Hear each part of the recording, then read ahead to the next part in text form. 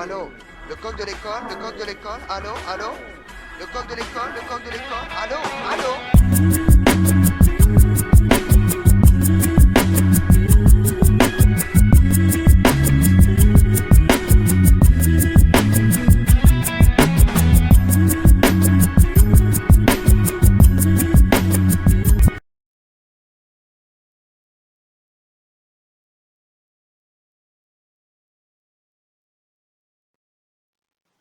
What's up, Milwaukee? And what's up to the rest of the United States? This is your boy Track Lacer, about to give you the part two recap of the new edition story. Since the commercials keep running this advertisement for this TV show called The Quad, you gotta check out my hat. I gotta salute all my Clark Atlanta Panthers out there because it's loosely based on on our school and they shooting it on our campus. So anybody that used to go to Clark like I did, uh, at least get a show a try. You know, I don't know if it's gonna be any good or not. But before I get started with the recap for part two of tonight, a couple people, I don't know if they have subscribed to me or not, but even if they didn't, I'm gonna still shout them out because they made some good points. The beautiful Miss Chocolate Divine pointed out on my part one. Then when I said that when they was on tour and they got to fighting and shooting at each other, that was in 1990. That actually was in 97 for the Home Again tour. I just hadn't wrapped my mind around the fact of BBD and Bobby Brown being on the stage at the same time. So I just assumed that it was right when BBD came out with their first album and Bobby was still riding high off his second album. And in the previews for next week, you see that he said specifically all of their second projects flopped. And technically, that was Bobby Brown's third album, but I can't remember the name of his third album. But I think Every Little Step was the only song on that one. No, but then Every Little Step might have still been 88. But whatever album Bobby Brown did after Don't Be Cruel didn't hit like Don't Be Cruel did. Ralph Tresvant had a solo album with the song Sensitivity, and he did a second album and it flopped. BBD sold 4 million copies, quadruple platinum of their first album with Poison on it, and then they came out 3 years later with an album called Hootie Mac, and that flopped. So, yeah, everything flopped after they all broke off and did their own things. So shout out to Miss Chocolate Divine for pointing that out because it makes sense. They was basically back on the road trying to get money again by kind of redoing all their old hits in '97, and Bobby Brown was still having issues, still trying to show them out. Okay, and also shout out to the homie Conceited Imagery because he pointed out that Bobby Brown's first album was not in 1988. Don't Be Cruel, like I said on part one. It was actually an album called King of Stage, and it flopped. And I never forget they had a music video for the song called Girl Next Door, and there was a part on Girl Next Door I hated so much, and it's kind of creepy the more that I think about it because Bobby was on some stalker stuff in that music video. He kept like peeping through her window. It was like he was kind of eavesdropping on her, like kind of spying on her. It was crazy. But as he's like looking through the window, she was having a sleepover, and there was a part where the song breaks down. Good girls, good girls, and she's doing the WAP, and all her friends was like, yeah, you get it. And I used to hate that part of the song. But at any rate, let's get into what happened tonight. So, very first thing I noticed is Ralph Tresvant once again is looking out for the group. He understands that they're not feeling included. So he like, man, can't we at least let them rap or talk on the song to do something outside of the background singing, something where they say their names? like we did on Candy Girl. So I know already what y'all thinking, because later on he kind of spoils how I'm kind of building him up as being 100. But I still think that he was really 100 in the sense that he understood that as the lead singer, it still don't feel good to never get recognized and never contribute outside of dancing and singing the background vocals. So I salute Ralph for that. Second thing I noticed is when Michael Bivins couldn't hit the notes. Because keep in mind, Michael Bivins was a basketball player and a hood dude. So he's always been the least musical out of all of them. But the recording engineer kind of called him out like, man, Mike, you ain't hitting these notes. And Bobby kind of threw a shot at him and said, yeah, his voice is always flat. And I could tell Mike Vivens was kind of hurt by that, but they kind of played it off in the studio. But then when they're in the parking lot and the limousine rolls over his foot by accident, and Bobby starts laughing, talking about, man, today just ain't your day, is it? Dude, when Michael Bivins spit in Bobby's face, dog, that was straight hatred. Like, let me tell you something. For any of my people who didn't grow up in the inner city, black people, for the most part, we don't do that. For the most part. For the most part, in the hood, if we spit in your face, it means that we ready to die and we don't care what happens. It means I don't care if I get shot. I don't care if I get jumped by 5 of your guys and get my skull crushed in. I don't care if you shoot me in the face.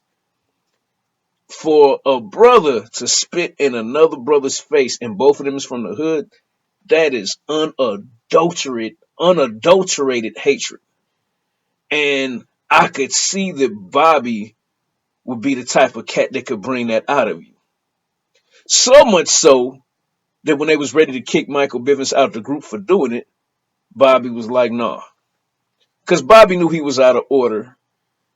And I think he realized how far he must have went to say, dog, spit in my face. So that was real interesting. That was good acting. I don't know about y'all, but I think Brashear Hakim, he's doing a better acting job on this miniseries with New Edition than he does on Empire. Or maybe it's the Empire script. I don't know, but he's better. Okay, what's the third thing your boy noticed? Uh oh, when they brought Brooks back. Uh white people sometimes do this real condescending thing of trying to remind us as black folks where our place is. So Michael Rappaport, who I've always been a fan of as an actor ever since Remy on Higher Learning. Oh yeah, so just gotta remember, you're just here for the dancing. Management, you leave that up to me. I'm the manager. I handle that. And you just handle the choreography. So I'm the business and you're the moves. And he like reiterated it like 4 or 5 times. You know. And then Ace, I'm always just call him Ace because paid in full, that's with us. Ace just said, oh no, I got it. You went and picked a bunch of little kids from the ghetto up, and now you don't know what to do with them. You don't know how to handle them. You know what I'm saying? So he killed Rappaport, Gary. He killed him with that line because it was absolutely true. And I could tell that, okay, like, to give y'all a little bit of background, you know, I'm an independent artist. I'm not as active as I used to be, hip hop artist.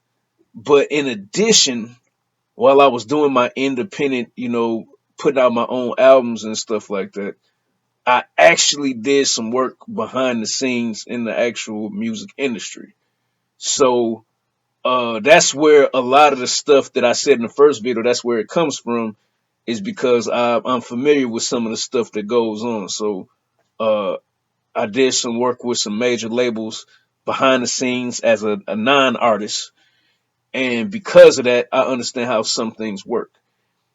So the reason that they are so happy to see Brooks back on the team, as it were, is because once you get signed, unless you insist on somebody from your hood or somebody that you grew up with being a part of the fold, all of your handlers and everybody that's going to be around you is going to be people that the label chose.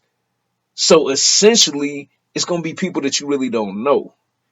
Um, that's why the most common job that a comedian, a rap artist, or a singer will have that's a family member is road manager. Because that means when we out here on the road, that's the person to make sure that the hotels are straight, the tour bus is straight, Uber is straight, modernizing up to today, and also making sure that the promoter, whoever the booker is, had that money up front before it's time to go out there on stage. So what you'll find often, at minimum, sometimes people bring their manager, they mothers or their brothers in to manage them too. But a lot of times, at the very least, it's the road manager, because just because I'm signed to your label doesn't mean I want all these people that was appointed by MCA Records to be the one that's working for me. So when you saw how excited that they were to see Brooks, that's why. Because now I got somebody that represents Orchard Park projects in Boston and Cathedral projects in Boston. Now I got that essence of who I am out in Los Angeles. So I thought that was good that they showed that in the movie. Very similar. I know everybody that's watching this right now also either watched or enjoyed the movie Straight Outta Compton. And there was a moment that happened in part 2 tonight that was very similar to Straight Outta Compton. Now, if you recall, when they were rehearsing, Gary, white boy, came in and he's upset because he see they got a DJ in addition to the band. They got all types of pyrotechnics, which is basically fancy word for explosions and fireworks and stuff like that. They got the shiny suits, before Bad Boy, basically P. Diddy was copying off New Edition. So the shiny suits that the Locks hated, and he was complaining about all this stuff. Man, I got to charge off for all this. This is all, I got to add this onto the budget. This is going to be more expensive. And the group is saying, man, just fall back. Let us do this. And if you notice, he argued with everybody until Ralph Tresman pulled him to the side and said, just give it a shot. And if it doesn't work with the fans, we'll do it your way. And then he says, all right, anything for my little star. So as soon as he said that, Bobby Brown snapped and got up off the stage, told Gary, man, I don't work for you. I'm finna go see a chick.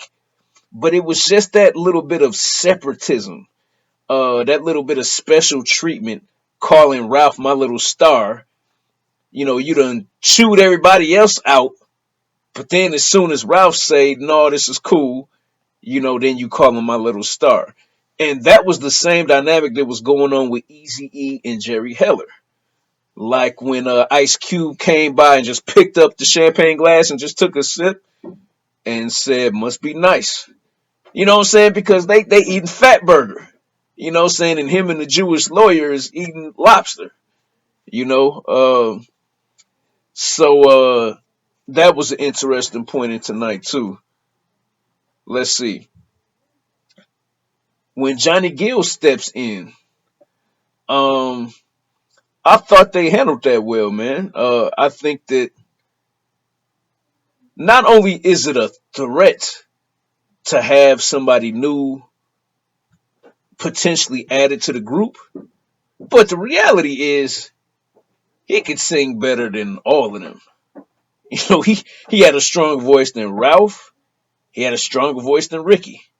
You know what I'm saying? And by far a better voice than Bobby Brown. Bobby Brown just had more of uh, a star aura than Johnny Gill had. That's why Bobby had a much better solo career. Because sometimes it's not about how talented you are; it's about do the people buy into you. Um, that's why Faith Evans is a better singer than Mary J. Blige, but she just don't get that it that Mary has. So that's something that you can't teach, and it's something that you can't coach. Like they said in the first episode, Janae Sequoia, when he was Maurice Starr was telling young Ralph that, all right, y'all see I took notes, man. There's a lot of stuff. Okay, so now we're back at the projects. We're back in Boston. And I'm trying to tell y'all, before he even sat down, as soon as he walked into the house with that briefcase, I knew he was going to tell them that they didn't recoup. And he used a different word. He used the word, we had a good year, but you guys didn't clear. And I'm not going to go into it in detail like I did yesterday because some of y'all already caught. I don't want to just talk music business and just bore y'all to death with all of that. But basically, record label is like a bank, and MCA Records is giving you a loan, and everything that you see that's paid for is paid for by the label, and then they put it against you, and your record sales and your merchandise and the money you generate on tour, all that is going back to pay back the label. So when he told them that they didn't clear, in the actual business industry term for it is recoup. Um, Anything that isn't recoupable means that you still owe us. So the record business definitely isn't all it's cracked up to be. Because can you imagine if you go double platinum and you selling out shows and you've been on the road for 12 months, and then at the end of that 12 months, the label told you that you broke even? So you basically didn't even earn $25 in your pocket because we spent $495,000 to promote you, and you generated 500,000. You know what I'm saying? And so now that little bit of profit that you made got to be broken up to the managers, the entertainment lawyers, and then after that, now you got to split it 5 ways. So it's very, very rough business. But I knew as soon as he walked into the house that he was going to say that they didn't make the money and that everybody was going to be mad and say, white boy got to go. He got to get fired. I could just see that coming a mile away. All right.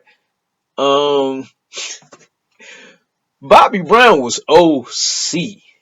And in the Midwest, that terminology just means out of control. I mean, he opening up his shirt. Uh, he just wanted the attention so bad. So when they all turn their backs and the lights are supposed to go down and he's still singing to the girls, that just lets you know that he's upstaging his brothers. So he's going against the code that Brooks told them when they was little kids. If you in a group, it's not about trying to outshine each other. But Bobby wasn't trying to hear that, man. And it's one thing to announce that you leaving a group and I'm going solo, throw the mic down. It's one thing to do that. As professionals, you see that New Edition just kept performing and they did their thing. This fool come back out with a different color shirt on and just takes the mic and just starts trying to sing again. And he got fired on. They actually was beating each other up. Well, he got beat up. But that pretty much kind of shows just how out of control and selfish Bobby was within all of this, man. He just didn't have no consideration for his people, man. Like, I know somewhere down deep, he loved all those guys, but dude, like, really, really had an issue. And you can imagine you get out there and sweat under those hot stage lights for 2 hours and find out that you're not getting paid because you had a fight on stage with your band member. That's OC. That's OC. Um, those actions ended up in a unanimous vote of Bobby getting kicked out. And the reason that I think that that's funny that they depicted that is because this movie was consulted by New Edition, the actual members. And I was actually on Twitter, and Ricky Bell actually tweeted live while the TV show was on. Right after that part of the movie tonight, Ricky Bell said, the group was put up to a decision, and it was either Bobby goes or the group is over with. So Ricky Bell, the actual member of BBD and New Edition, actually gave some insight tonight that was even deeper than the movie, because the movie didn't go that far. It was basically, the movie was just saying Bobby's out. But Ricky Bell himself said either y'all vote him out or the whole group is over with. So before y'all say New Edition sold Bobby out by all raising their hand and voting, now you know the inside story. They really didn't have a choice in the matter. You want to eat, you want to continue your career, you're not trying to go back to the projects in Boston, do what you got to do. So, last point I'll make, because I've already been 20 minutes, I don't want to, go longer than I did the first night. I think 20 minutes is a good amount of time to kind of discuss everything that happened. When Michael Bivins was like, "What's up with this Fast Break Records?" and he confronted Tank, who portrayed the music executive, he just explained to him that he told you he was signing you to MCA Records, but really he was signing you to himself. And the best analogy that I can give you of how can New Edition be signed to this white guy who's claiming to be their manager when supposedly they were signed to MCA Records. It's no different than Drake. And this will be my final thing. We're going to wrap this up, and I'm going to see y'all again tomorrow night. For those of you who don't know, Drake was actually discovered by Jazz Prince, who is the son of the legendary J Prince of Rap-A-Lot Records, Scarface, Ghetto Boys. J Prince and Jazz Prince basically sold Drake to Baby Williams and Cash Money as kind of like a silent partner. So a lot of people don't know the reason that Drake talks so tough sometimes is because J Prince down in Houston got his back. So, and also when J Prince was mad at Baby talking about he wanted his royalties, Baby hadn't been kicking the royalties over like he said he would. But so basically, Drake is signed to J Prince / Cash Money Records / Universal Records. So if you want to know why Drake is on the radio all the time and why he gets so much push, it's because they gotta push him. He has to be the #1 rapper in the game just to be able to do a little bit more than break even and have a little bit of money. He gotta split up his money 3 ways before he touch it. Jay Prince gotta get his piece in Houston, Texas. Baby Williams gotta get his piece down in Miami, Florida, where they move Cash Money to. And then in New York City, where the headquarters for Universal is, in Los Angeles, whichever office, then they get they split.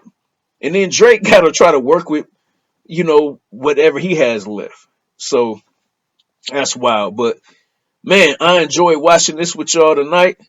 Feel free to leave a comment of what you thought of tonight's episode and what you thought of my thoughts. Yeah, with my fingers pointing, see that red button that says subscribe? Subscribe to your boy Track Lacer. I got 641 subscribers so far. I talk about sports, talk about stuff like this, and every now and then I throw some of my music at you. Y'all have a good night.